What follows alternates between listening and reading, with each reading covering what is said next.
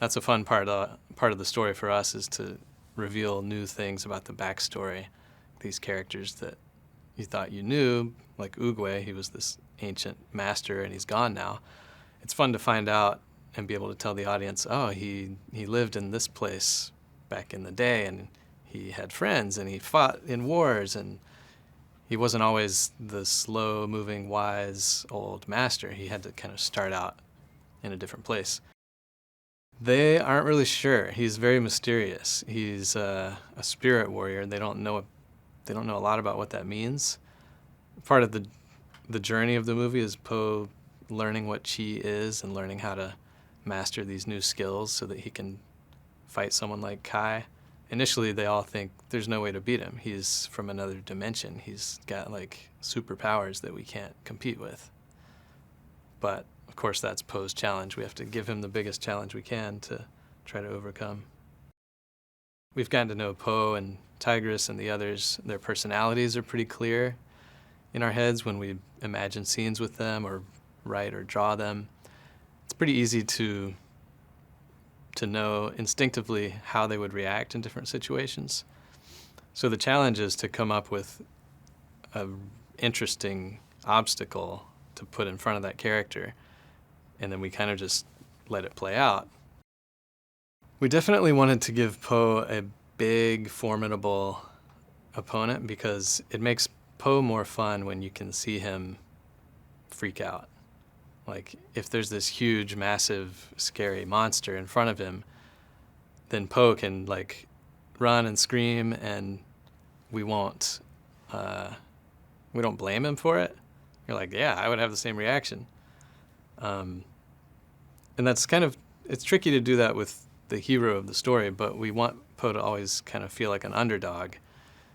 He's the most entertaining and the most charming when he's, like, up against impossible odds.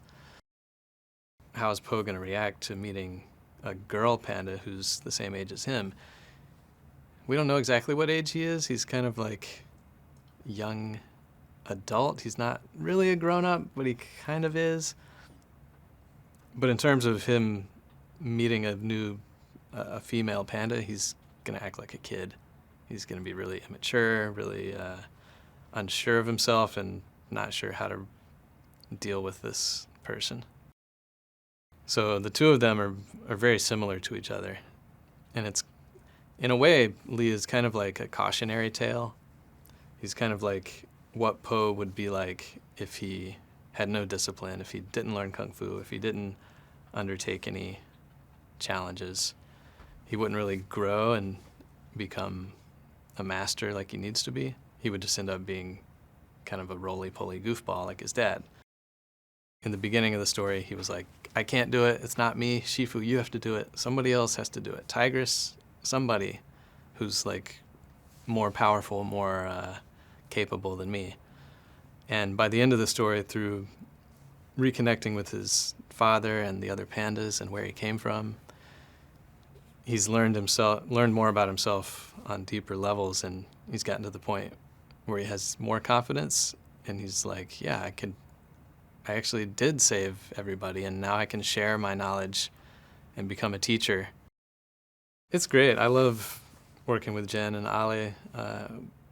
I've been good friends with them over the last 10 years at DreamWorks, working on all 3 of these movies, and to see them they've mentored me in a lot of ways, and it's been cool to watch them go from drawing storyboards to being a head of story and directing the film. And they both bring different sets of skills. Alessandro comes from story and animation, so he's got a lot of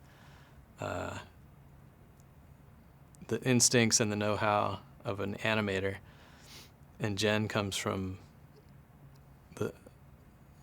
even more from the story side and from just creating really cool, awesome action sequences and also really deep emotional scenes.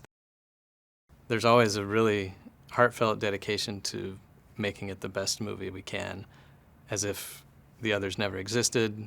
We're not just trying to ride on the coattails of the last movie. It's like, this movie has to be bigger, it has to be funnier, it has to be more of everything to really be worth doing. And that's why we're all committed to doing it, because it is a challenge and it's fulfilling.